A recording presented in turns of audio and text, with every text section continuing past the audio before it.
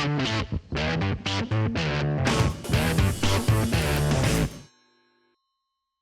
guys, welcome back to the channel. This is another physical media update.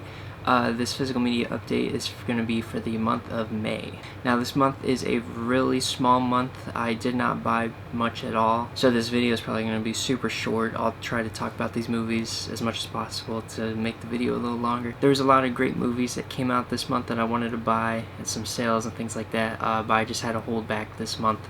One of the reasons is because Texas Frightmare Weekend was just like a weekend ago, so I had to save up some money for that. But I did pick up 2 new releases that came out this month. I believe one of them may have came out a month ago, but I just picked it up this month. The first movie I picked up was Sonic the Hedgehog 3 on 4K. I saw this movie in the theater when it came out last December, and I really enjoyed it.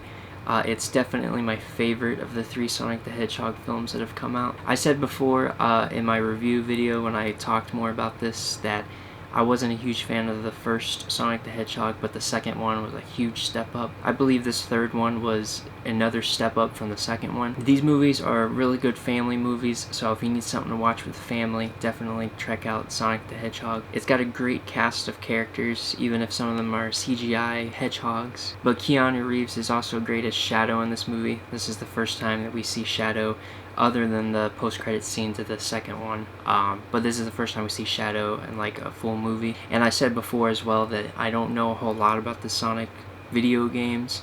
I've never really played any of them. I mainly was interested in these movies because of Jim Carrey, and Jim Carrey is so good in these. He's really funny. So yeah, this is my favorite Sonic the Hedgehog so far, and I'm happy to own it on 4K.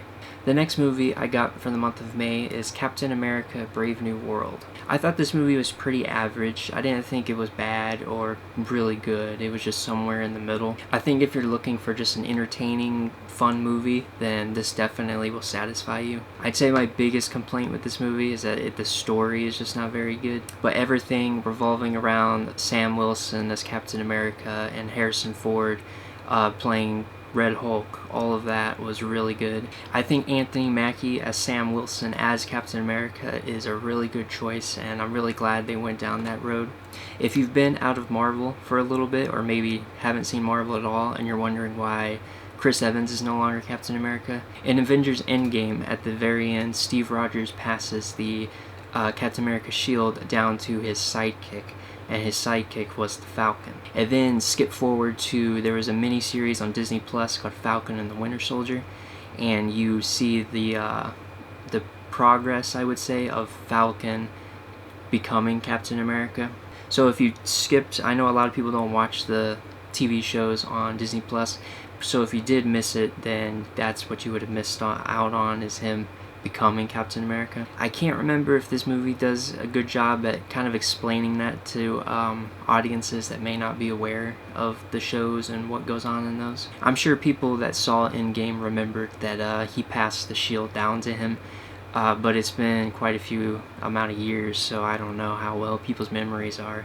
Especially after so many people dropped off of Marvel after Endgame. This movie may not make you a believer in Marvel again, but it definitely will make you a believer in Sam Wilson as Captain America. One of the things I like about Sam Wilson as Captain America too is that he has no superpowers. Now, Steve Rogers did have superpowers as Captain America because he had the super soldier serum. However, Steve Rogers had so much heart to him that a lot of times that didn't really matter. So Sam Wilson may lack those superpowers and that super soldier serum, but he has the same heart that Steve Rogers has, and I think that makes him a really likable Captain America. He's a really good choice to lead the next team of Avengers, and I'm really excited to see the team that Sam Wilson puts together as the next Avengers. Continuing with Marvel, I actually bought 2 movies from eBay that I've wanted to have on 4K for a while. The first one I got was Guardians of the Galaxy Volume 2 on 4K. I had the first one and Volume 3 on 4K, so I really wanted to complete the 4K set. I didn't feel right having a 4K, a Blu-ray, and a 4K. Plus, this is a really great one. I really love this one. I got a lot of memories with this one too. It's a very colorful film as well, so seeing that on 4K is really nice. The Blu-ray looked fantastic too. Most of the time with these Marvel Blu-rays, they look just as good as 4K, but 4K just makes those colors pop out even more. And the next one I got also from eBay is Thor Ragnarok on 4K. This is another one I had on Blu-ray, but I decided to upgrade it because this one is one of my favorite Marvel movies that have ever come out. I think it's for sure the funniest Marvel movie that's ever been released. And that's a good thing and a bad thing, because at the time, this movie was hilarious, people loved it, but I think Marvel thought that we as an audience wanted to see that kind of comedy in every single Marvel movie. And so right after Infinity War and Endgame, it just seemed like we got a whole bunch of Marvel films that was just too much comedy, especially when we ended up getting Thor: Love and Thunder. That was just way overdone comedy. But this one has a perfect balance of it, and it's just a very fun movie. All the other Thor movies are kind of bad movies. None of them are really super great.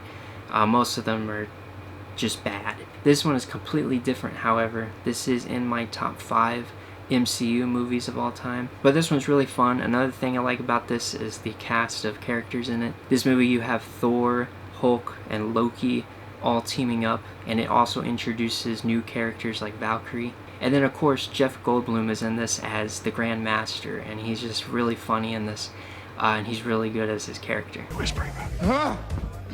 Time works real different around these parts. On any other world, I'd be like millions of years old. But here on Sakaar,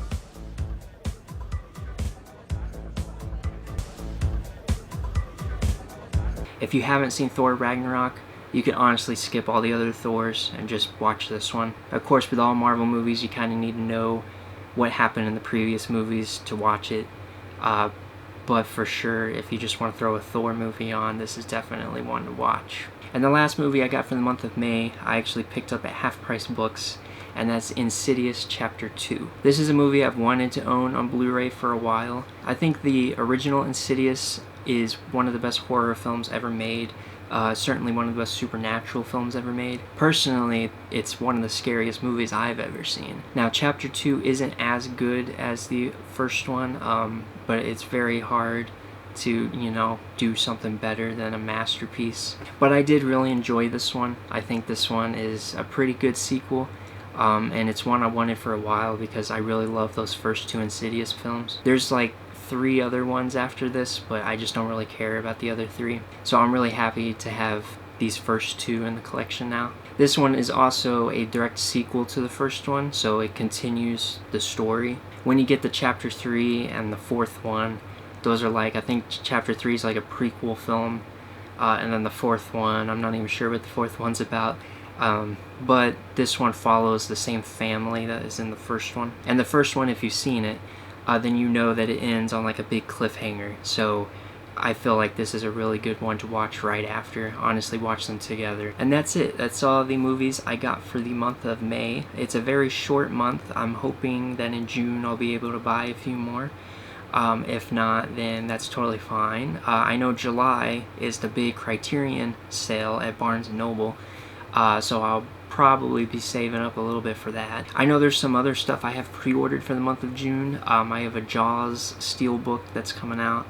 I don't know if I'll change that, but for now I have it pre-ordered. Sometimes I pre-order things on Amazon just to have it locked in because I know how things sell out all the time. But as it gets closer, if I change my mind or I don't want to spend, however much money on something new, then I'll hope it doesn't sell out, I'll cancel it, and then I'll wait and get it at a later time. But for now, I have that Jaws steelbook pre-ordered because it's a really nice steelbook, because it's a really nice looking steelbook. I love the art on it.